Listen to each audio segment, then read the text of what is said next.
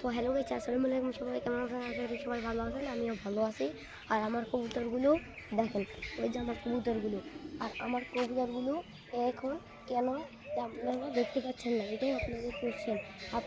আমার কবুতরগুলো নিচে চলে গেছে। আমার কবুতরগুলো আমি নিচে নেট দিয়ে ঘিরে দিছি।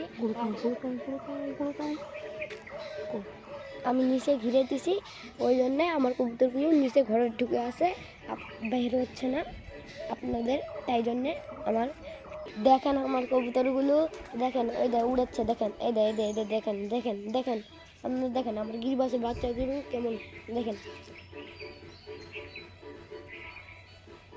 আপনারা সবাই জানেন আমার গিরিবাস কবুতরের পাড়াটা হারিয়ে গেছে। আপনাদের আমি বলি, আমার গিরিবাস পাড়িটা আরেকটা দেশি কবুতর পাড়ার সাথে জোড়া নিয়ে নিয়েছে। এই দেখেন আমার লেগ দিয়ে কীভাবে ঘিরে দিচ্ছি। ওই যে দেখেন ফুটা আছে, ওই দিক দিয়ে কবুতর ঢুকবে।